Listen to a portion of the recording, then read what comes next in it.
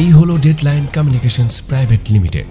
আপনারা দেখছেন express news, খবর নেয়, খবর দেয়।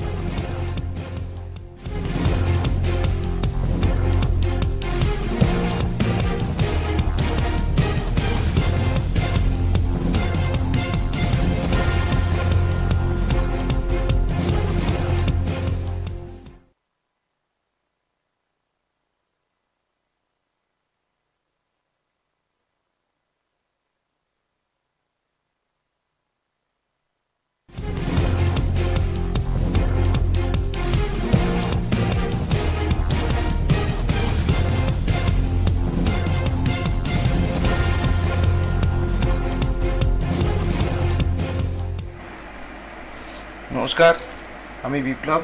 প্রতি সোমবারের মতন আজকেও আপনাদের সামনে উপস্থিত হয়েছি। আজকে আমাদের সমাজে যারা বিভিন্ন ধরনের সমাজসেবামূলক কাজ করে চলেছেন, সেরকম বিভিন্ন সংস্থাদের মধ্যে আপনার দুর্গাপুর আরাধনা সোসাইটি একটি অন্যতম নাম। তাদেরই আজকে আমাদের সংস্থার যুগ্ম সম্পাদক শ্রী সুপ্রিয় মণ্ডল আমাদের সঙ্গে রয়েছেন। আমরা জেনে নেব তার কাছ থেকে তাদের সংস্থার এবং তারা কর্মকাণ্ড এবং দুর্গাপুরের বুকে তারা যেসব কাজগুলো এখন অবধি করছেন। খুব অল্প সময়ের মধ্যেই তারা খুব উল্লেখযোগ্য জায়গায় চলে এসেছেন। তাদের কিছুক্ষণে আলাপচারিতে আমরা জানতে পারছিলাম ওনাদের শুরু হয়েছিল 2013 সালের দুর্গাপুরের বুকে ওনাদের এই কাজ আরাধনা ওয়েলফেয়ার সোসাইটি। আজকে তাদের অনেকগুলো উইংসও তৈরি হয়েছে। তো সুপ্রিয়বাবু, যেটা প্রথমে আপনার কাছ থেকে প্রথমে যেটা জানতে চাইব, 2013 সাল, আজকে 2024, খুব সম্ভবত আপনার আমাদের হয়ে গেল এই 9-10 বছরের মতন। না, 10 বছর হয়নি, 10 পেরিয়ে গেছে। 10 পেরিয়ে 13 গত বছরই আমরা 10 পার করেছি এবং তার জন্য আমরা একটা উদযাপনও করেছি মনোময় ভট্টাচার্যের একটা প্রোগ্রাম দিয়ে সৃজনীতে। আচ্ছা আচ্ছা। তো এই 10 বছরে আপনারা যেখান থেকে শুরু করেছিলেন তার থেকে আজকে অনেকটা এগিয়ে এসেছেন।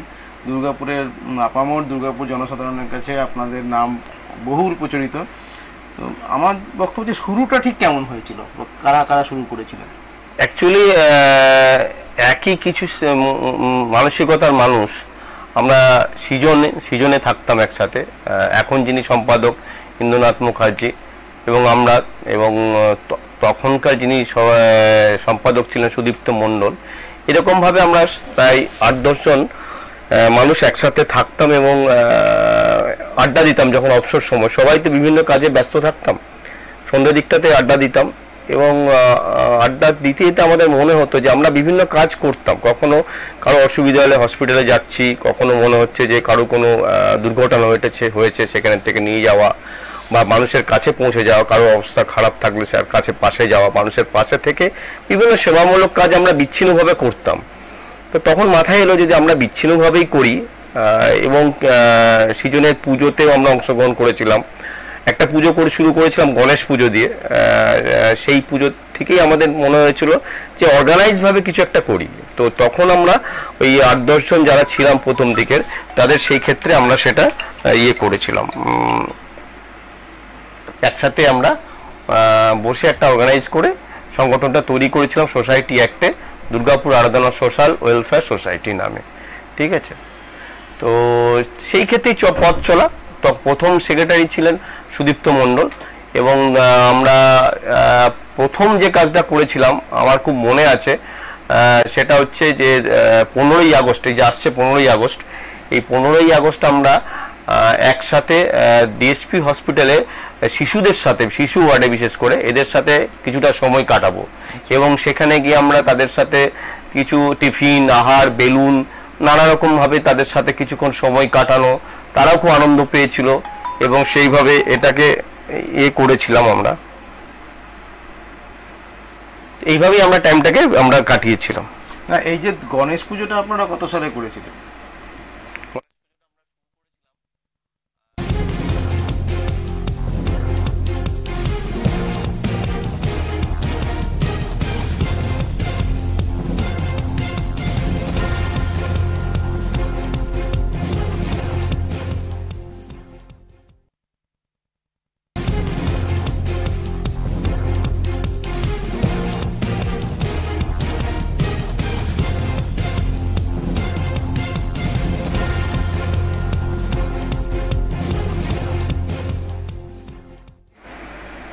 ফিরে এলাম আমরা বিরতির পরে। আচ্ছা, যে প্রশ্নটা আমি আপনাকে আগেও করেছিলাম যে 2013 থেকে আপনাদের শুরু, তারপর আপনাদের গণেশ পুজো দিয়ে একটা অনুষ্ঠান, সেখানে থেকে আপনাদের এই শুধু মানে সোশ্যাল ওয়েলফেয়ার সোসাইটিটা তৈরি করার একটা চিন্তা ভাবনা জন্ম নেয়। সেই সময় আপনারা কতজন ছিলেন সোসাইটি নিয়ম অনুযায়ী? 7 জন, তার সাথে আরো 2 জন ছিলেন। মানে আমরা এখনো বর্তমানে আছে না, 1-2 জন বিভিন্ন কাজে, পারিবারিক কারণ বা নিজের ব্যক্তিগত কারণে হয়তো সাথে নেই, মানে একদম কমিটিতে নেই বা নেই, কিন্তু মানসিকভাবে আছেন তারা। এখন আপনাদের সদস্য সংখ্যা এই মুহূর্তে আমাদের লাইভ মেম্বার এবং সাধারণ সদস্য নিয়ে প্রায় 400 কাছাকাছি, 389 মতো হবে। সে সমাজের বিভিন্ন স্তরের মানুষ সেখানে রয়েছে, ডাক্তার, ইঞ্জিনিয়ার, এনআইটির প্রফেসররা আছেন, বিভিন্ন অবসরপ্রাপ্ত সরকারি দপ্তরের কর্মচারীরা আছেন, আমাদের মতো শিক্ষক মহাশয়রা আছেন, থেকেই আছেন। আপনাদের এই যে আপনারা যে কাজকর্মগুলো করছেন, আপনাদের মধ্যে রক্তদান শিবির একটা খুব বড় অনুষ্ঠান একবার হয়েছিল, মানে অন্যান্য আমার যেটা মনে পড়ে ওই সিজনের আমাদের ওই ইয়ের মন্দিরটা ছিল না, আমাদের জগন্নাথ মন্দিরের পাশে এক্স্যাক্টলি মেডিকেল ক্যাম্প আপনারা করেছিলেন এবং খুব জনপ্রিয় ক্যাম্প হয়েছিল ওইটা। আমরা বলি অ্যাকচুয়ালি আমাদের কাজের শুরুটাই হয়েছিল ভাবনা চিন্তা যে স্বাস্থ্যকে নিয়ে, মানে স্বাস্থ্য সচেতন এবং স্বাস্থ্য কেন্দ্রিক কিছু ব্যবস্থা নিয়ে আমরা করেছিলাম। এবং এই রক্তদান যেটা বলছেন, এই রক্তদান একবার না, আমরা বছরে এরকম বড় রক্তদান অন্তত বেশ কয়েকবার করে থাকি। এছাড়াও আমাদের একটা নতুন পদ্ধতি আমরা শুরু করেছি, যেটা দুর্গাপুরের বা পশ্চিমবঙ্গ সেভাবে অন্যান্য সমাজসেবী সংস্থারা করে কিনা আমার জানা নেই, হয়তো করেন। আমরা যেটা করি এটা হচ্ছে একটা অণু রক্তদান হিসেবে করি, মানে কনসেপ্টটা মাইক্রো ব্লাড ডোনেশন ক্যাম্প। ব্যাপারটা কিরকম দেখুন, দুর্গাপুরে কিন্তু মাল্টি স্পেশালিটি হসপিটাল অনেকগুলো আছে। যদি ধরেন বেসরকারিভাবে, সরকারি বেসরকারি নিয়ে অনেকগুলো হসপিটাল রয়েছে। তো এই হসপিটালগুলোতে মানুষ প্রতিনিয়ত ভর্তি হয় এবং মুমূর্ষু রোগী প্রত্যেকেরই রক্ত দরকার হয়।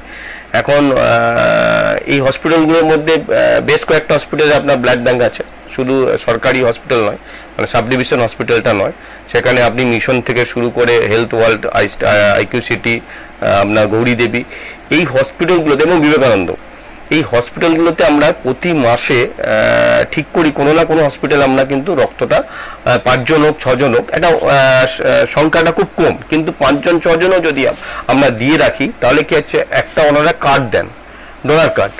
তো যখন সেটা হঠাৎ করে প্রয়োজন হয় আমরা সেই ডোনার কার্ড দিয়ে আমরা কিন্তু সেই রক্ত যে মুমূর্ষু রোগীটাকে দিতে পারি। এই পরিষেবাটা আমরা কিন্তু প্রতি মাসে করে চলি। এর সাথে 1 মাস 2 মাস পর পর আমরা এই কয়েক মাসে তো আমরা 3-4টে ব্লাড ডোনেশন ক্যাম্প করলাম বিভিন্ন অর্গানাইজেশনের সহযোগিতা নিয়ে। যে আপনারা যে রক্তদানটা করছেন, এই অনুষ্ঠানটা করাটা প্রতি মাসে প্রথম থেকে হয়ে আসছে এটা রক্তদান আমাদের একটা কিন্তু আমাদের নিয়মিত একটা এই কাজের মধ্যেই পড়ে। এর সাথে স্বাস্থ্য সচেতন আছে, স্বাস্থ্য শিবির আছে। আমরা দুর্গাপুর শহর না, দুর্গাপুর শহরের বাইরেও বিভিন্ন জেলা, এখন তো ইতিমধ্যে প্রায় 5টা জেলাতে আমরা একসাথে কাজ করছি। বিভিন্ন জেলায় গিয়ে যেখানে সেভাবে স্বাস্থ্য সচেতনতা পৌঁছায়নি, আদিবাসী সংলগ্ন এলাকাগুলো বা যেখানে সেইভাবে এখনো পর্যন্ত শহরে ছোঁয়া পৌঁছায়নি, সেসব এলাকায় গিয়ে আমরা এই হসপিটালগুলো থেকে ডাক্তার, এমনকি কলকাতা থেকে হসপিটালগুলো থেকেও ডাক্তারবাবুরা আসেন এবং সেখানে স্বাস্থ্য পরিষেবা দেন, স্বাস্থ্য সচেতনতা গড়ে ওঠেন। বিশেষ করে আমরা থ্যালাসেমিয়া যে ডেট আছে এবং হেপাটাইটিস নিয়ে, সাপে কামড়ে কী হবে ইয়ে করতে, এইসব বিভিন্নভাবে আমরা সচেতনতা গড়ে তোলার চেষ্টা করি। আপনাদের এই মোমেন্টে কতগুলো মানে উইংস আছে আপনি বলছিলেন যে আপনাদের উইংস আছে, এইগুলো বিষয়ে একটু বলেন। একটু বিষয়টা হচ্ছে যে অ্যাকচুয়ালি আমরা কিভাবে কাজ করি না বুঝলে আপনি উইংসগুলোর ব্যাপারটা মানুষের কাছে পৌঁছাবে না। আমরা দুর্গাপুর আরাধনা সোশ্যাল ওয়েলফেয়ার সোসাইটি যখন শুরু করেছিলাম তখন এত ভাবনা আমাদের মাথায় ছিল না। আমরা মনে হয়েছিল মানুষের পাশে গিয়ে দাঁড়াবো যারাই অসুবিধার মধ্যে আসে। দেখুন, সরকারিভাবে সব পরিষেবা সবসময় পৌঁছানো এই এত বৃহৎ জনসংখ্যায় পৌঁছানো সম্ভব নয়। তো আমাদের দুর্গাপুর শহরে এটা ভাবনা চিন্তা থেকে আমরা শুরু করেছিলাম যে বিভিন্ন সমস্যা নিয়ে যাব। সেটা একটা রাস্তা ভেঙে গেছে, সেটা প্রশাসনিক স্তরকে বলতে হবে, এটাও হতে পারে অরাজনৈতিকভাবে। প্রথমত হচ্ছে আমাদের এই সংস্থাটা সম্পূর্ণভাবে অরাজনৈতিক এবং ধর্মনিরপেক্ষ একটা সংস্থা। এবং সেখানে যদি মনে হয়েছে যে কোনো মানুষের হসপিটালে সেই পরিষেবা দেওয়া দরকার, হসপিটাল নিয়ে যাওয়ার, সেটাও করেছি। এর সাথে মনে হয়েছে পরিবেশের যে দূষণ আপনারা দেখতে পাচ্ছেন, পরিবেশকে নিয়ে আমরা বেশ সবাই এখন ভাবিত, তার ফলে পরিবেশকে নিয়েও আমরা বিভিন্ন কাজ করি। এবং তার সাথে মনে হয়েছিল যে দুর্গাপুরের যে সংস্কৃতি, আমরা যে অ্যাকচুয়ালি আমরা যখন ছোটবেলা ছিলাম, যেভাবে আমরা দেখতাম পাড়াতে রবীন্দ্র নজরুল সুকান্তকে নিয়ে যেভাবে গান বাজনা বা সেই অনুষ্ঠানগুলো হতো, নাটক আমরা পাড়ায় পাড়ায় করতাম। এবং আজকের দিনে সব একাডেমি হয়েছে, হয়তো কোনোটা হয়েছে হয়তো সবটাই ব্যবসায়ী ভিত্তিক করে। যারা আর্থিকভাবে পিছিয়ে গেছে তারা কিন্তু এই সুযোগ সুবিধাগুলো পাচ্ছে না, এবং এই পাড়াতে যে ক্লাবের মধ্যে যে অনুষ্ঠানগুলো হতো সেগুলো নষ্ট হয়ে গেছিল। তা সাংস্কৃতিক একটা ব্যাপার বা বিকল্প সাংস্কৃতিক যে আন্দোলন, এটা আমাদের মধ্যে ছিল।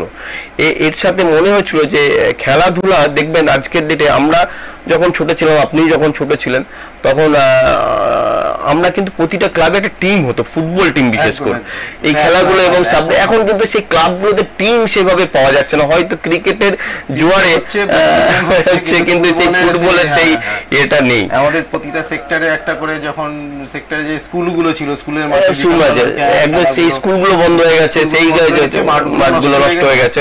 এই পাড়ায় পাড়ায় প্রচুর, বিশেষ করে ডিএসপি টাউনশিপে প্রত্যেকটা পাড়াতে মাঠ ছিল, এবং অন্যভাবে সেগুলো ব্যবহৃত হয়। সেটা একটা হয়। তারপর পরিবেশের পরিবর্তন হয়ে গেছে, অনেক মানুষের চিন্তাধারা পরিবর্তন হয়েছে। এই পরিপ্রেক্ষিতে দাঁড়িয়ে আপনাদের আরাধনা যেসব কাজগুলো করছে, আপনারা মানে এই 10 বছরের মধ্যে আর কি কি নতুনত্ব কাজ করতে? এটাই আমি একটু শেষ করে নিই যে এই ভাবনাগুলো যখন দেখলাম, এবং আমার মনে হয়েছিল যেমন আমরা খুব ছোট তখন দেখবেন নানা রকম ছিল, কিশোর বাহিনী, মণিমালা, ব্রতচারী, সব পেঁচিয়ে আসো, এইভাবে একটা শিশু মনের বিকাশ ঘটতো। একটা আলাদাভাবে হাত পা ছুঁড়ে তার গান বাজনার মাধ্যমে মানসিকতার একটা পরিবর্তন হতো এবং নৈতিক একটা চরিত্র তৈরি হতো। তো এই সমস্ত বিষয়গুলো ভেবে আমরা একটা কালচারাল মানে সাংস্কৃতিক যে উইংসটা, মানে দুর্গাপুর আরাধনা কালচার একাডেমি একটা তৈরি করলাম। এরপর আমরা সব পেঁচিয়ে আসর, বাচ্চাদের জন্য সব পেঁচিয়ে আসরের একটা কেন্দ্র তৈরি করেছি। এখন যেটা ভাবনা, এটা অলরেডি শুরু করে দিয়েছে এবং খেলা আপনারা দেখেছেন, আমরা তিলক ময়দানে করছি, স্পোর্টস অ্যাসোসিয়েশনও আমরা করছি দুর্গাপুর আরাধনার, এবং খুব তাড়াতাড়ি এটাও হয়তো স্বীকৃতি পেয়ে যাবে, মানে রেজিস্ট্রেশন হয়ে যাবে। এই 4টা উইংসকে একসাথে আমরা কিন্তু কাজ করছি বিকল্প সংস্কৃতি গড়ে তোলার দুর্গাপুর শহরের ক্ষেত্রে। আপনারা এই যে স্পোর্টস করছেন, কালচারাল আছে, স্পোর্টস আছে, আর দুটো বললেন আপনারা সব পেঁচিয়ে আসছো আর কালচারাল, এই দুটোর মধ্যে খুব বেশি পার্থক্য না? পার্থক্য আছে, আমি আপনাকে ব্যাপারটা বোঝালে বুঝতে পারবেন। আমাদের যেটা একাডেমির উদ্দেশ্যটা কোথায়, কালচার একাডেমির উদ্দেশ্যটা খুব অন্যরকম। মানে ব্যাপারটা এরকম নয় যে গান বাজনা হচ্ছে, দুটো অনুষ্ঠানে গিয়ে গান করে দিলাম, কি সৃজনী হলে গিয়ে একজন আর্টিস্টকে নিয়ে এসে একটা বিশাল অনুষ্ঠান করে দিলাম, এটাই আমাদের কিন্তু উদ্দেশ্য নয়। আমাদের উদ্দেশ্য ছিল, দেখবেন দুর্গাপুর শহরে বিশেষ করে প্রচুর মানুষ আছে যারা আর্থিকভাবে পিছিয়ে আছেন, কিন্তু তাদের সন্তানদেরও প্রচুর প্রতিভা আছে। তারা কিন্তু এই 500 টাকা কি 1000 টাকা দিয়ে কোথাও গান বাজনা শেখা বা অন্য বাদ্যযন্ত্র বা হারিয়ে যাওয়া বাদ্যযন্ত্র, বিশেষ করে দেখবেন এখন মাহুতর গানের রেওয়াজ সেভাবে নেই, অনেকে হয়তো ঢোল বাজায় না, অনেকে সেইভাবে সেই বাদ্যযন্ত্রগুলো যেগুলো হারিয়ে যাচ্ছে, বাউল সংস্কৃতি সেভাবে আসে না, এইগুলোকে আমরা ভেবেছি যে খুব কম, মানে হয়তো না নিলেও হবে এরকম ভাবে আমরা শেখানোর উদ্দেশ্য একটা আছে। বা সেই মানুষগুলোকে যারা আর্থিকভাবে পিছিয়ে আছে তাদেরকে কোথাও প্ল্যাটফর্ম দেওয়া যায় কিনা, এবং সেই অনুষ্ঠানগুলো যখন সরকারি অনুষ্ঠান হচ্ছে, গতবারে যেমন দুর্গাপুর উৎসব হয়েছে, সেখানে কিন্তু আমরা এরকম পিছিয়ে পড়া বাচ্চাদেরকে আমরা দিয়েছি। এবং আমরা কয়েকটা, যেমন বাঁকুড়াতে একটা স্কুল চলে, খুব আর্থিকভাবে দুরবস্থা, কোচিং সেন্টার চলে, সেখানে আমরা কিন্তু তাদেরকে সাহায্য করি। এবং আমরা ইতিমধ্যে দুর্গাপুর ইনস্টিটিউট অফ ইঞ্জিনিয়ারিং এর সহযোগিতায় কিছু বাচ্চা আমাদের কাছে পড়তে আসে, সেখানে কিন্তু এই আপনার এনআইটির প্রফেসরও আছেন, সরকারি অবসরপ্রাপ্ত মানুষও আছেন, আমি নিজে শিক্ষক হিসেবে আছি। তো স্বাভাবিকভাবে আমরা কিন্তু বাচ্চাদেরকে শিক্ষা দিই, শুধু এই জন্য নয় যে তারা পড়াশোনাটা করুক, তাদেরকেও গান বাজনা শেখানো, নাচ শেখানো, প্রফেশনাল লোক দিয়ে তাদেরকে প্ল্যাটফর্ম দেওয়া, এটা হচ্ছে এইটা একাডেমির কাজ। আর সব পেঁচিয়ে আসলে হচ্ছে একদম ছোট বাচ্চাদেরকে তাদেরকে খেলার ছলে ক্রিয়ার ছলে খেলার ছলে তাদেরকে শরীর স্বাস্থ্য সুস্থ রেখে তাদের নৈতিক চরিত্র গঠনটা মেন উদ্দেশ্য হচ্ছে কিন্তু সব্যেচে আসরের একটা কাজ। এই যে আপনারা যে বললেন সব্যেচে আসলে নৈতিক চরিত্র গঠন, এটা আপনারা কোথায় করান? এটা আমাদের যেটা রামমোহন এভিনিউতে 80 নম্বর যে হোস্টেল আছে ওখানে আমাদের অফিস আছে, আমাদের নিজেদের অফিস হচ্ছে 80 রুম হোস্টেল, অর্থাৎ রামমোহন এভিনিউ যেটা রয়েছে ওখানেই যে সামনের মাঠটা আছে চত্বরটার মধ্যেই আমরা শেখাই। আপনাদের বাকি উইংসগুলোর অফিসও কি ওখানেই থাকবে? হ্যাঁ, একসাথে আমরা কাজ করি, মানে এমন নয় যে অফিস কোথাও আলাদা আলাদা আছে। আমাদের যে অফিসটা আছে সেটা ওই ডিএসপির কাছ থেকে নেওয়া 18 রুম হোস্টেল রামমোহন এভিনিউ।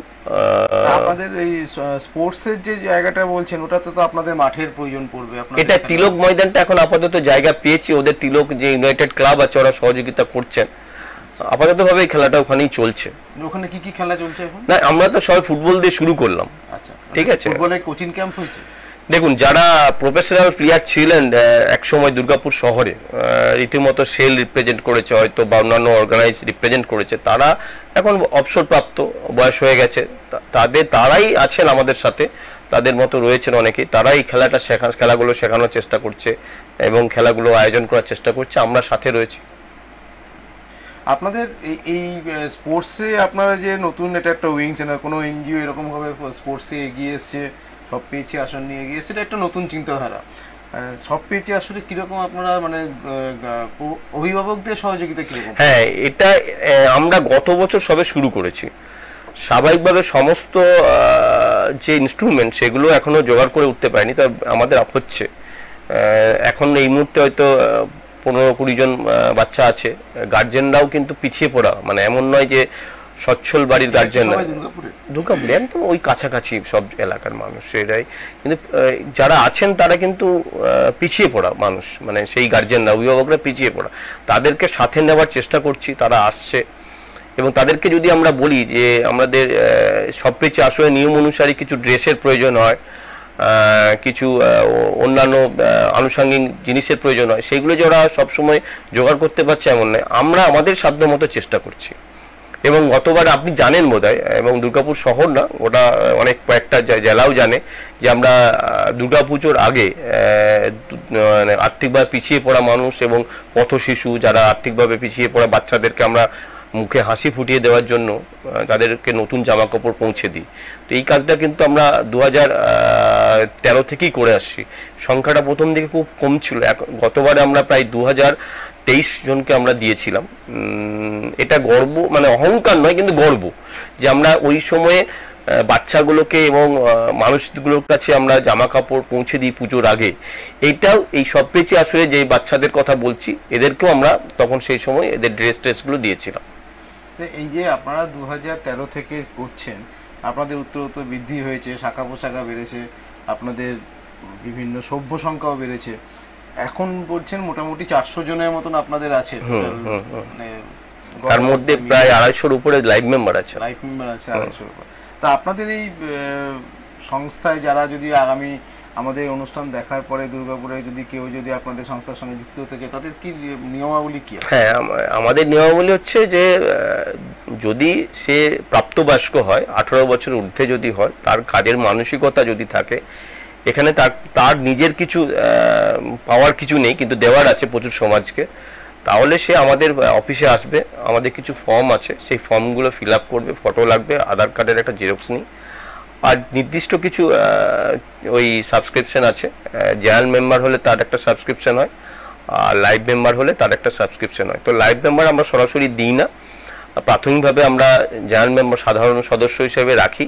তারপর কাজের মাধ্যমে যখন বুঝি যে উনি সত্যিই আমাদের সাথে কাজ করার মানসিকতা রাখছেন এবং কাজ করতে চাইছেন কাঁধে কাঁধ মিলিয়ে, তখন তাকে আমরা বলি যে আপনি তাহলে আমাদের সাথে আজীবন সদস্য হয়ে যান, তখন ছুটে যাই। এবং এইভাবে প্রচুর মানুষ যারা বয়স হয়ে গেল, প্রায় এই 11 বছরে হয়তো প্রথম দিকে যারা ছিলেন 60-এর ঊর্ধ্বে মানুষ যারা ছিলেন, তারা ইতিমধ্যে কেউ 70, 75, 80 বছরও মানুষ কিন্তু আমাদের সাথে রয়েছেন, এবং তাদেরকে আমরা কিন্তু বেশ সুন্দরভাবে সম্বোধনা দিই। এই 2রা অক্টোবর আসবে না, অ্যাকচুয়ালি 1 অক্টোবর হচ্ছে সিনিয়র সিটিজেন্স ডে, আপনিও জানেন, ওই দিন ওনারা নিজেরা করেন, কিন্তু আমরা ওই দিনটাকে পালন করার জন্য 2 অক্টোবর আমরা কিন্তু এই সিনিয়র মানুষদেরকে নিয়ে অনুষ্ঠান করি এবং এই শহরের বিভিন্ন স্তরে যারা সিনিয়র মানুষ আছেন, সিনিয়র সিটিজেন, তারা আমাদের কাছে আসেন এবং সারাটা দিন কাটান।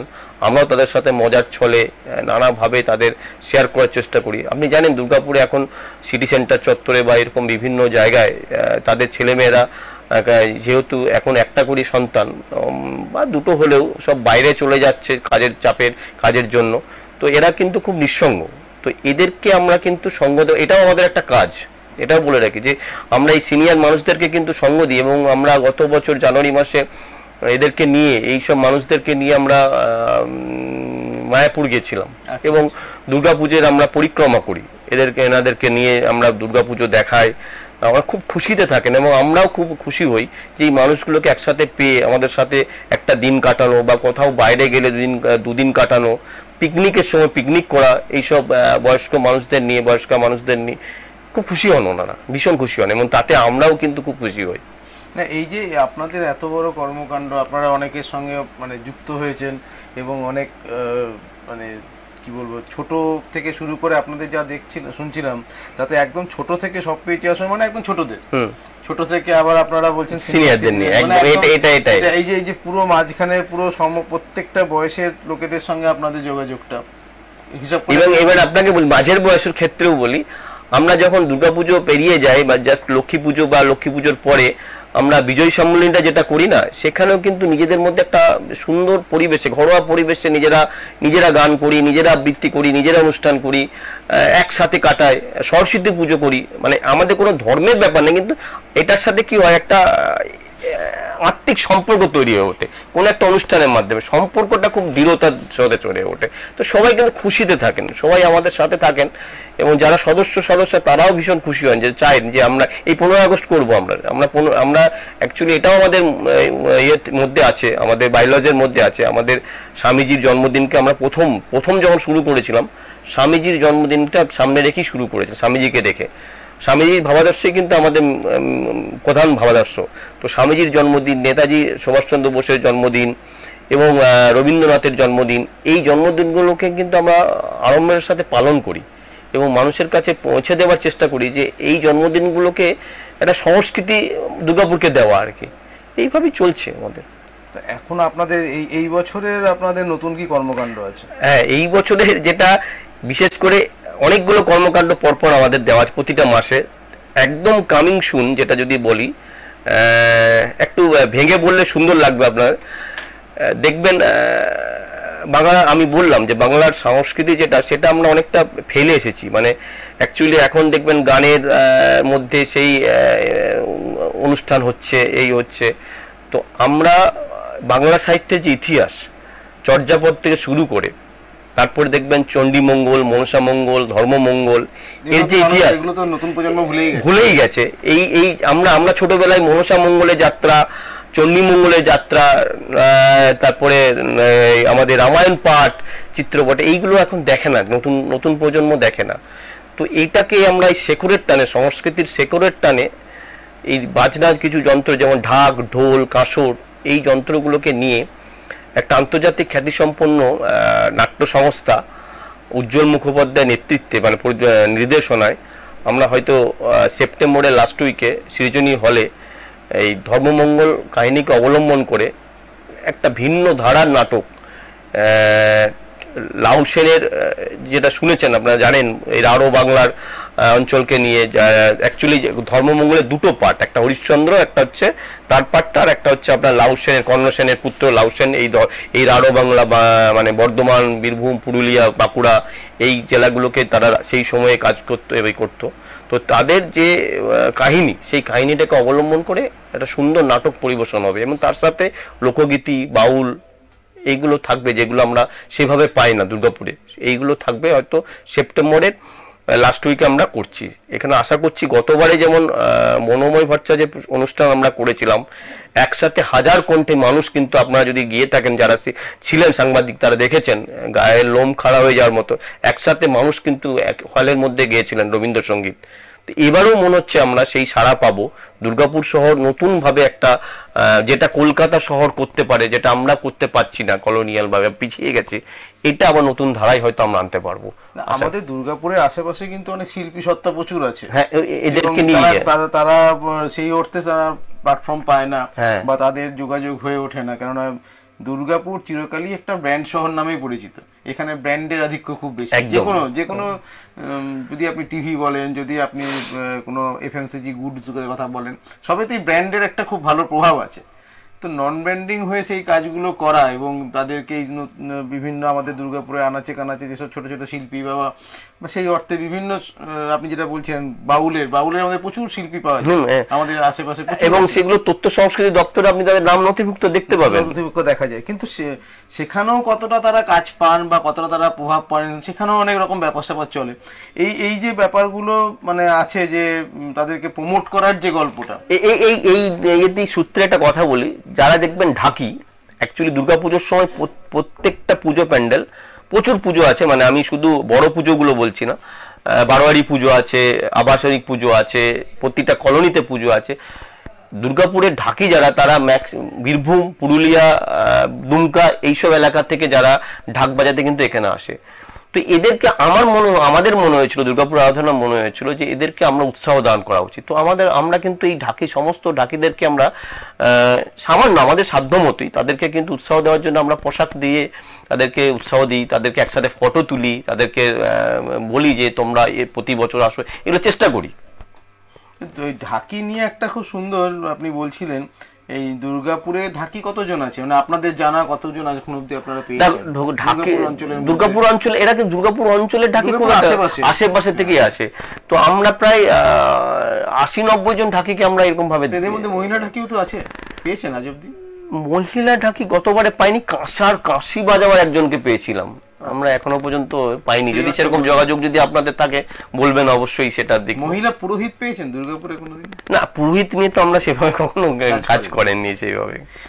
এই যে বিভিন্ন আঙ্গিকে আপনাদের কাজকর্ম ছড়িয়ে যাচ্ছে, এটা খুব মানে আশাপ্রদ একটা ব্যাপার, যে কোনো সংস্থা এরকম করে এতটা মানে ভেবেছে আর কি, এতটা নিজেদেরকে পরিস্ফুটিত করতে পেরেছে।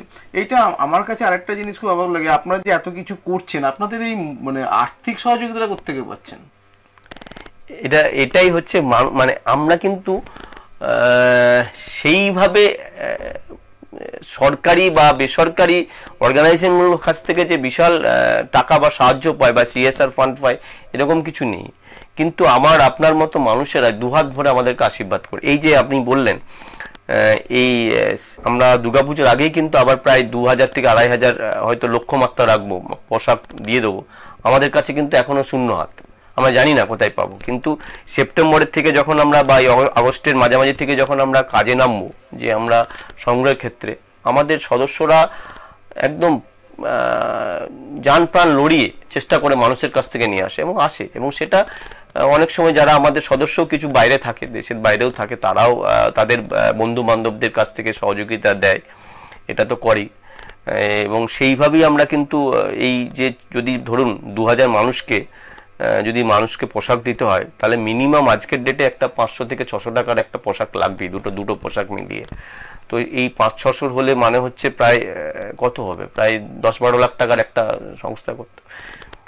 গতবারে কিন্তু পেরেছিলাম, এবারে জানি না কতটা কি পারবো। তো যেবারই চেষ্টা, পোশাক আপনারা দিচ্ছেন, এটা কি আপনার মানে একদম পুরো বাচ্চাদেরকে দিচ্ছেন? না, আমি আপনাকে বলি, আপনিও জানেন, ছাতনাতে দেখবেন গৌরীপুর কুষ্ঠ হসপিটাল আছে, এশিয়ার সব থেকে বড় বোধহয়, আমাদের 550 উপরে ওখানে রুগী আছে। তো ওই হসপিটালে গিয়ে আমাদের কিন্তু মনে হয়েছিল যে এটা সত্যি এখানে প্রয়োজনীয়তা আছে, এবং আমরা কিন্তু ওখানে 550 মানুষকে জামা কাপড় দিই। ঠিক আছে, এখনো প্রতি বছর দিচ্ছি আমরা, পুজোর সময়টা গিয়ে দিচ্ছি। এইভাবে আমরা বীরভূম বলুন, মেদিনীপুরে গড়বেতাও বলুন, ইভেন আমাদের সুন্দরবন এলাকায় শামসেরগঞ্জ, অ্যাকচুয়ালি ওখানেও পরিচয় হয়েছিল আপনাদের, ওইটা আলাদা কাজ করতে গিয়ে আমাদের সাথে পরিচয় হয়েছিল। আমফানের সময় আমরা গেছিলাম, তখন মানুষগুলোর একটা ডিমান্ড ছিল যে দাদা আপনারা যদি আসেন, যদি আপনাদেরকে কিছু ব্যবস্থা করে দেন। তো আমরা যাই, যেখানেই হোক আমাদের নিজেদের গাড়ি, নিজেদের সবার গাড়ি টাড়ি আছে, সেগুলো ব্যবস্থা করে আমরা পৌঁছে যাই, তো হয়ে যায়, আশীর্বাদে হয়ে যায়। আর আপনিও জানেন, দুর্গাপুর শহরও জানে যে আমরা একটা বড় আন্তর্জাতিক মানেরই একটা স্বাস্থ্য সংস্কৃতি মেলা করি। সেটা হচ্ছে বিগত দিনে আমরা করেছিলাম আমাদের চতুরঙ্গ ময়দানে। চতুরঙ্গ ময়দানে গতবার তো হলো না, গতবার তো যেহেতু করতে পারিনি আমরা, গতবার দুর্গাপুর উৎসব হয়েছিল, তার আগের বারে করলাম ওই যেটা হচ্ছে সাকার মাঠটাতে।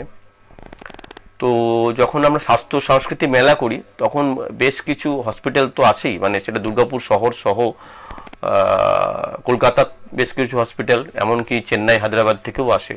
এবং আসার মূল কারণ, লক্ষ্যটা ছিল প্রথম দিকে যে মানুষকে বোঝানো যে মানুষ কোথায় কোন হসপিটালে সব থেকে ভালো পরিষেবাটা পাবে, কোন ট্রিটমেন্টটা কাদের কাছে সব থেকে সহজ সুলভ হবে। এবং এরা আসলে কিছু কিছু অর্থদান আমাদেরকে করে, অনুদান করে, কিছু কিছু সংস্কৃতির ক্ষেত্রেও যে কিছু কিছু স্টল থাকে সেগুলোও পাওয়া যায়। তো এইভাবে নিয়ে একটা সংস্থা চলছে। আমরা পরিবেশ নিয়ে কাজ করেছি গতবারে। পরিবেশ নিয়ে আমরা প্রতি বছরই কাজ করি, বৃক্ষরোপণ করি, তো কখনো কখনো ডিএসপির মতো জায়গাতে এদেরকে বললে করে।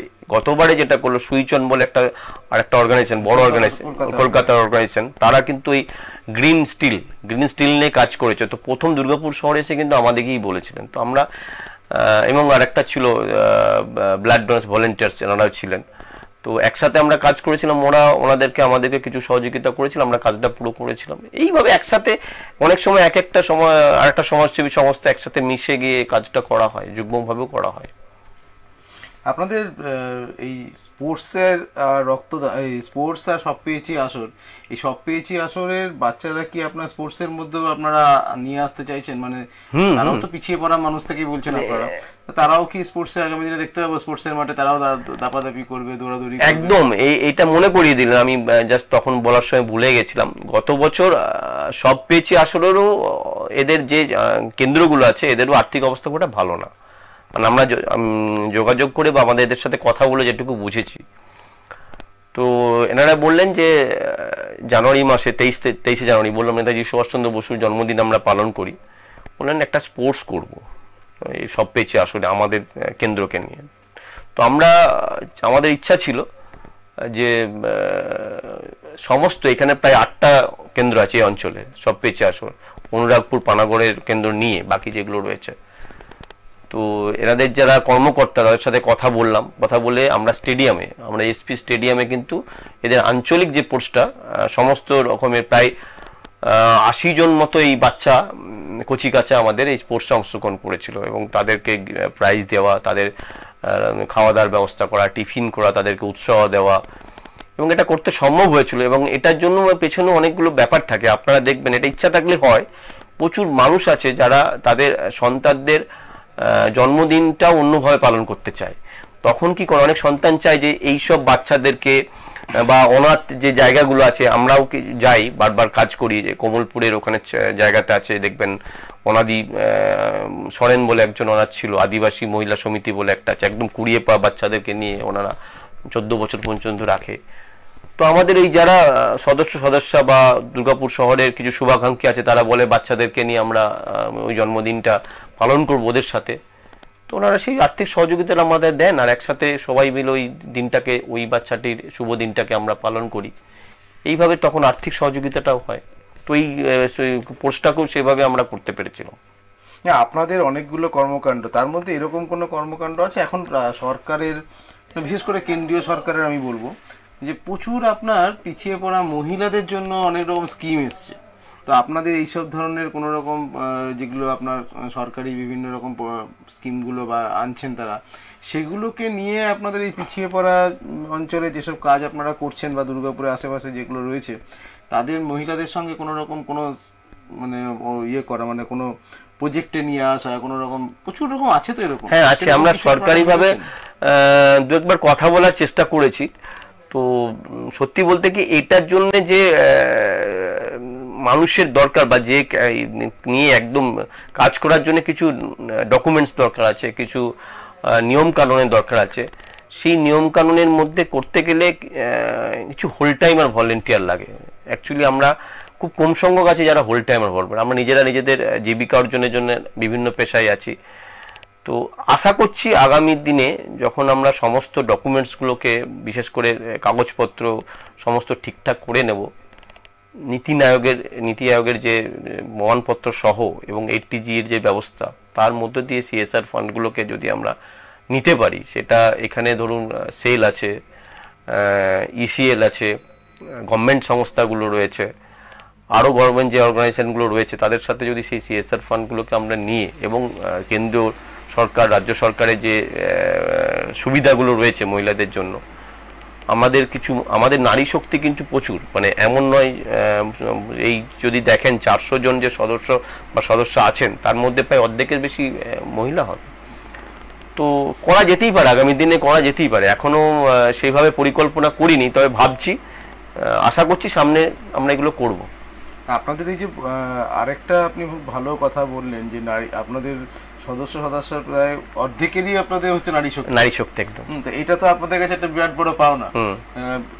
এনাদেরকে আর কিভাবে আপনারা মানে আরো সমাজের সামনে তুলে ধরা বা এনাদের সাহায্য নিয়ে আরো কিছু অন্য ধরনের কাজ কিছু একদম, এইগুলোরও অনেক উদাহরণ আছে। মানে এমন নয় যে লাগাতার সব একই প্রোগ্রাম করছি, বাট যেটা করি প্রথম, যেটা হচ্ছে ওমেন্স ডে 8 মার্চ আমরা প্রতি বছর পালন করি, এবং সেটা বিভিন্নভাবে, কখনো স্বাস্থ্য সচেতনতা শিবির করে, কখনো ক্যান্সারের সচেতনতা শিবির করে, কখনো মহিলাদেরকে ওদের যে ঋতুস্রাবের যে সমস্যা মানুষের কাছে এখনও পৌঁছায়নি সব রকমভাবে, এখনও অছুতভাবে ভাবে, এইগুলো সমস্ত নিয়ে, বিশেষ করে আমরা এই প্রোগ্রামটাকে নিয়ে আমরা নেপাল পর্যন্ত গেছিলাম। আচ্ছা। এবং নেপালে একজন আছে, আমি নামটা এখন ভুলে যাচ্ছি, প্যাডম্যান বলা হয় ওনাকে, প্যাডম্যান বলা হয়, অ্যাকচুয়াল নামটা আমার মনে পড়ছে না। তখন আমরা একসাথে কাজ করেছিলাম, আমার এখান থেকে আমাদের পুরো টিম গিয়েছিল। ওখানে গিয়ে ওরা ওই কিভাবে, বিশেষ করে নেপালে দেখবেন, নেপালে ওই সময় মহিলাদেরকে রীতিমতো অস্পৃশ্য করে রাখা হয়, এই গোয়াল ঘরে রাখা, এই করা, ওনারা ওই ফাইটটা করছেন। তো আমাদের গ্রাম দিকেও এখনো কিন্তু খুব বিশাল বিশাল উন্নতি হয়েছে তা নয় কিন্তু, এবং আমাদের দুর্গাপুরের মধ্যে যদি আপনি ঠিক মতন খোঁজ খবর করেন এখানে হ্যাঁ হতে পারে হয়তো। তো এটা আমাদের যেটা মহিলা শক্তি আছে, নারী শক্তি আছে, তাদেরকে নিয়ে আমরা এই প্রোগ্রামও করেছি। তো আগামী দিনে ইচ্ছা আছে, আমরা চেষ্টাও করেছিলাম করোনার আগে, করোনার সময়টার জন্য আমরা এটা ফেলিওর হলাম। আমরা মলানদিঘি অঞ্চলটাতে, ওখানে কিছু মানুষ আছে যারা আমাদেরকে নিয়মিত আমাদেরকে সাহায্য করে, কিছু রাজনৈতিক ব্যক্তিত্ব আছে, কিছু সামাজিক ব্যক্তিত্ব আছে যারা আমাদেরকে সহযোগিতা করে। একটা টিম করেছিলাম মহিলাদেরকে নিয়ে, সেই মহিলারা ভেবেছিলাম যে আমরা খুব কম পয়সায় এই ন্যাপকিন, স্যানিটারি ন্যাপকিনগুলোকে আমরা দেব, এবং সেখানে এই প্রচলনটা করা যায় কিনা, এই বেলেডাঙ্গা বলে এই এলাকাটা দিয়ে মলানদিঘি যাওয়ার পথে ওই দিকটাতে। তো করোনা আসার পরে সেটা কিছুটা ব্যাহত হয়েছে। তো আগামী দিনে আশা করছি এই প্রোগ্রামগুলোকে আরো সাকসেসফুলি করতে পারবো আমরা, মনে হয়। এইবারেও তো সামনে দুর্গাপুজো আসছে, দুর্গাপুজোয় আপনাদের কিছু নতুন কিছু প্রজেক্ট আপনারা আনছেন না, নতুন কিছু হবে ভাবছেন কিছু? না দেখুন, অ্যাকচুয়ালি যদি এইটাই সব থেকে বড় ভাবনা আমাদের, জানি না চ্যালেঞ্জটা নিয়েছি আপনাদের সবার সহযোগিতা এবং দুর্গাপুর শহরের মানুষের কাছে আশীর্বাদ পেলে এই চ্যালেঞ্জটাও আমরা হয়তো পেরিয়ে যাব।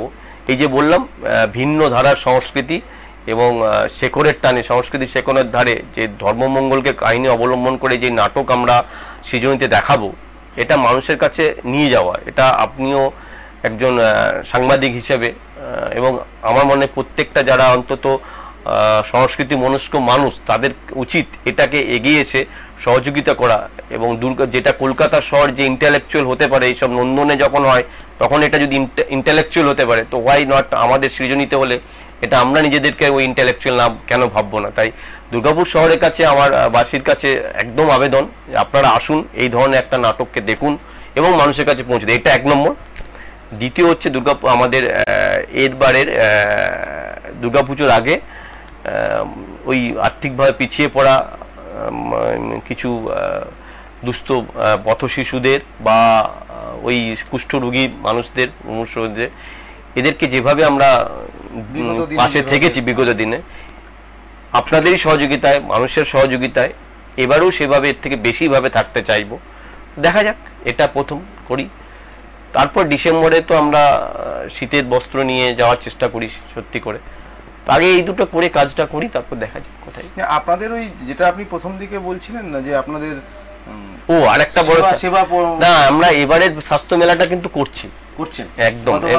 গতবারে যেহেতু স্বাস্থ্য মেলাটা করতে পারিনি, ওই সময়টা একসাথে আমাদের কোইনসাইড করে গেছিল দুর্গাপুর উৎসবের সাথে। তো আমরা ইতিমধ্যে সরকারি স্তরে এবং এই দুর্গাপুরে যারা প্রশাসনিক স্তরে আছেন তাদের সাথে কথা বলার চেষ্টা করছি যে নভেম্বরেই আমরা এটা করতে পারি কিনা। তাহলে সেক্ষেত্রে কোনো রকম সেই অসুবিধাটা হবে না। কালী পুজোর পরেই যদি আমরা করতে পারি স্বাস্থ্য সংস্কৃতি মেলা। আমাদের মেলাটা শুধু স্বাস্থ্যের জন্য নয়, কিছু অভিভাবক এবং পড়ুয়ারা কিন্তু খুব এদিকে তাকিয়ে থাকে।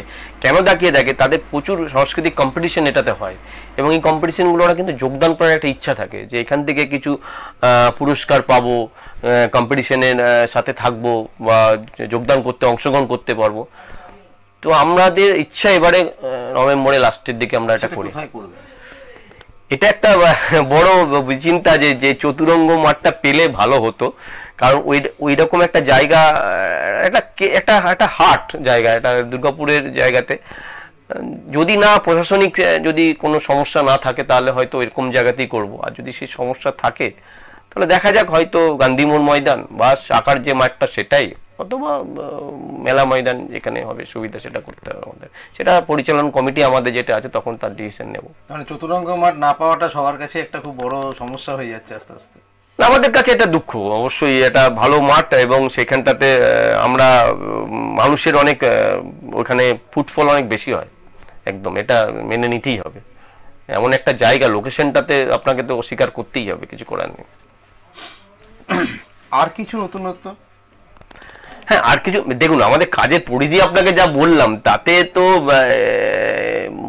রীতিমতো আমরা রবিবারেই 10 তারিখেই বসেছিলাম একসাথে বসার পরে, নতুন কমিটি হয়েছে আমাদের জাস্ট 1 মাস আগে।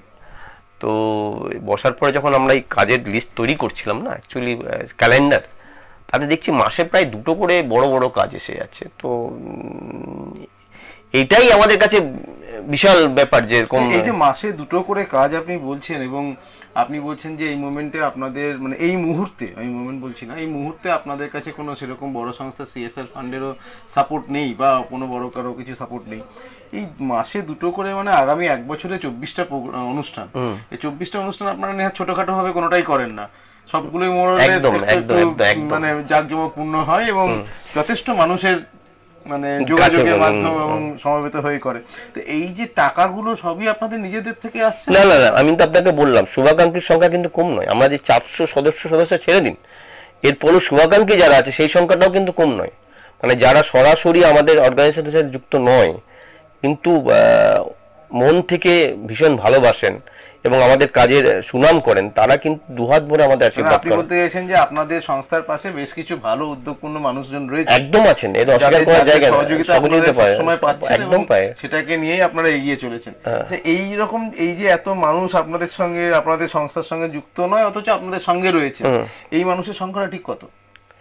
অ্যাকচুয়ালি এইভাবে একদম নাম্বার করে 1 2 3 করে 4 করে বলা যাবে না, কারণ কোনো দুর্গাপুরে না না না না, আমি আপনাকে কি বললাম, কিছু মানুষ আছেন যারা আমাদের সদস্য বা সদস্যা, তারা বাইরে থাকেন, রাজ্যের বাইরে হতে পারে, দেশের বাইরে হতে পারেন।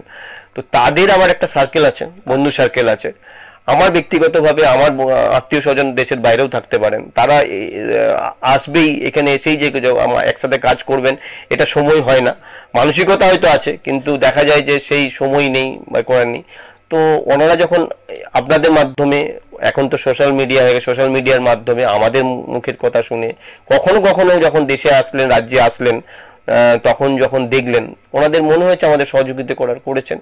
আর তো বললাম কিছু কিছু এই যে যখন এই হসপিটালগুলো আছেন, এরাও আছেন, অর্গানাইজেশনও আছে, কিছু কিছু অর্গানাইজেশনও আছেন, তারাও অনেক সময় আমাদেরকে সহযোগিতা করেন না তো না। আর যখন আমরা এই খেলা নিয়ে প্রোগ্রাম শুরু করেছিলাম, আপনাদের তখন খেলাশ্রী প্রকল্প কিছু টাকা পেয়েছিলাম সরকারিভাবে। আচ্ছা, আপনাদের এখানকার স্থানীয় যারা প্রশাসনে রয়েছেন তাদের তরফ থেকে সেরকম ভাবে কোনো সাহায্য আপনারা পান না? মানে আপনারা আবেদনই না না, এরকম ভাবার বিষয় নয়।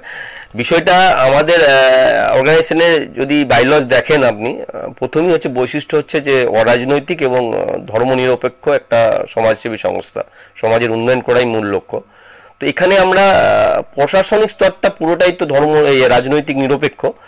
তো যত প্রশাসনের স্তরে যারা লোক আছেন, ব্যক্তিত্ব আছেন এবং রাজনৈতিক ব্যক্তিত্ব যারা আছেন, আমরা রাজনৈতিক ব্যক্তিত্ব বলে কোনো একটা পার্টিকুলার মতাদর্শে বিশ্বাসী মানুষের কাছে না, যে কোনো মানুষের কাছে আমরা যখন গেছি ব্যক্তিগতভাবে বা সংগঠনভাবে, শুধু অর্থ দিয়ে নয়, বিভিন্নভাবে সহযোগিতা করেন। আমরা যখন একটা স্বাস্থ্য মেলা করি, প্রত্যেকে সহযোগিতা পায়। আমরা ডিএমসি থেকে সহযোগিতা পাই। এই যে ডিএমসির যিনি এখন অ্যাডমিনিস্ট্রেটর আছেন, উনি তো আমাদেরকে ডেকে বলছেন, এডিডিএ চেয়ারম্যান আছেন যিনি, উনি আমাদেরকে ডেকে বলছেন যে এই কাজগুলো তোমরা করো। কখনো তারা বলছেন যে একটা পার্ক দিয়ে দিচ্ছি, কাজটা করো, হতে পারে। কখনো বলছেন যে আমরা এই কাজটা করতে বলছি। অ্যাকচুয়ালি সেটাই করি, সেটাই অর্থের প্রয়োজন। তো প্রত্যেকে কিন্তু বিভিন্নভাবে আমাদের সহযোগিতা করেন, আমরা তাদের কাছে মধ্যে কৃতজ্ঞ। তারা সহযোগিতা না করলে তো কাজগুলো এগিয়ে যেতে পারতাম না। সবসময় যে অর্থ দিয়েই করবেন তা নয়, মানসিকভাবে এবং ভীষণভাবে আমাদের সাথে থাকেন, ভীষণভাবে সাথে থাকেন। আমরা প্রায় শেষ পর্যায়ের দিকে চলে এসেছি আপনার সঙ্গে আলোচনায়। আপনাদের আরাধনা, দুর্গাপুর আরাধনা ওয়েলফেয়ার সোসাইটির অনেক কিছু জানলাম, যেগুলোর ভেতরে যেগুলো জানা আমাদের এতদিন অন্ধকারেই আমরা ছিলাম। আমি একটা ছোট্ট জিনিস শেষের দিকে আপনার কাছে জিজ্ঞেস করবো যে দুর্গাপুরবাসীর কাছে আপনারা 10 বছর ধরে বিভিন্ন পরিষেবা পৌঁছে দিচ্ছেন। দুর্গাপুরবাসীর অনেকের কাছে আপনারা বেশ আজকে গ্রহণযোগ্য সংস্থা হিসেবে পরিগণিত হয়েছেন। দুর্গাপুরবাসীর কাছে আপনাদের আবেদন কিছু? একদম আবেদন আছে, যেটা খুব খুব প্রথমত হচ্ছে আমাদের একটা স্লোগান আছে। আমি কিন্তু অবশ্যই এখানে ছোট্টটা ভুল আমি স্বীকার করে নিচ্ছি। দুর্গাপুরবাসী নয়, আমরা আমাদের এই অনুষ্ঠান সারা ভারতবর্ষ জুড়ে দেখতে পাচ্ছি। হ্যাঁ, পুরো রাজ্যে, সবার কাছে, রাজ্যে, আমাদের দুর্গাপুর সহ রাজ্য এবং তার বাইরেও যারা আমাদের অনুষ্ঠান দেখছেন তাদের কাছে যদি আপনাদের কিছু আবেদন হচ্ছে, আমাদের যখন এটা তৈরি হয়েছিল না, একটা লোগো ছিল, লোগোর নিচে লেখা ছিল বি সোশ্যাল ফর সোসাইটি। প্রথম হচ্ছে প্রত্যেক নাগরিকের কাছে, সুনাগরিকের কাছে, আপনাদের কাছে হাত জোর করে আমাদের করজোরে নিবেদন, আপনি এই সমাজের জন্য সামাজিক হন। অন্তত প্রথমত যখনই একটা মানুষ বি সোশ্যাল ফর সোসাইটি হবে না, তখনই তার কাছ থেকে অনেক এমনি এমনি পাওয়া যাবে, মানুষটা যখন দেখবেন নিজে ভাবে। আর আমাদের আরেকটা স্লোগান আছে, যার আছে তার দিয়ে যান, যার নেই নিয়ে যান। বিষয়টা একটু ভেঙে বলি। আমাদের একটা ক্লথ ব্যাংক চলে, একদম ছোট্ট বলছি, মানে বস্ত্র একটা ব্যাংক আছে। পুরনো যারা বস্ত্র যেগুলো আপনারা মনে হয় যে আর পরা যাবে না, কিন্তু অন্যরা পড়তে পারে, কেচে পরিষ্কার করে আমাদেরকে দিন।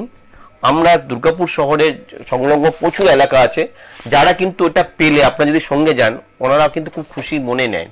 তো আমাদের কিছু একদম যার আছে, প্রচুর ফ্ল্যাট আছে, প্রচুর সিটি সেন্টার চত্বরে বা অন্যান্য জায়গায় আছে, যারা কিন্তু জামা কাপড়গুলো ব্যবহার করেন না, ফেলে দেন, কাজের মাসি বা অন্যান্য জায়গাতে দিয়ে দেন, কোনো কাজের হয় না। তো আপনারা দিন, অ্যাকচুয়ালি যাদের প্রয়োজন আছে তাদেরকে আমরা পৌঁছে দেবো। আমরা আজকে অনেক আলোচনায় অনেক কিছু দিয়ে নতুনত্ব অনেক কিছু পেলাম এবং দুর্গাপুর ওয়েলফেয়ার সোসাইটির, আরাধনা ওয়েলফেয়ার সোসাইটির বিভিন্ন কাজকর্ম সম্পর্কে ওয়াকিবহাল হলাম। আমাদের সঙ্গে এতক্ষণ ছিলেন আমাদের দুর্গাপুর আরাধনা ওয়েলফেয়ার সোসাইটির যুগ্ম সম্পাদক সুপ্রিয় মণ্ডলবাবু। ওনার আবেদন ছাড়া আমাদের যারা দর্শক বন্ধু রয়েছেন তাদের সবার কাছে, যেটা লাস্ট উনি শেষ দিকে উনি একদম বললেন, আরেকবার ওটা যদি একটু রিপিট করে দেন। বি সোশ্যাল ফর সোসাইটি, প্রত্যেকে সুনাগরিক হন, আর যার আছে মনে হচ্ছে যে ওটা দেওয়া যায়, আপনি দিন। জামা কাপড়গুলো যেগুলো মনে হচ্ছে পরার প্রয়োজনীয়তা নেই, আপনারা দিন, সেই জামা কাপড় আমরা যাদের প্রয়োজন তাদেরকে পৌঁছে দেবো। এই আবেদনের সঙ্গে নিয়েই আমরা আগামী দিনগুলো ওনাদের জন্য দেখব এবং আজকের মতো আমাদের অনুষ্ঠান এখানেই শেষ করছি। সবাই ভালো থাকবেন, সুস্থ থাকবেন, আমাদের সঙ্গে থাকবেন।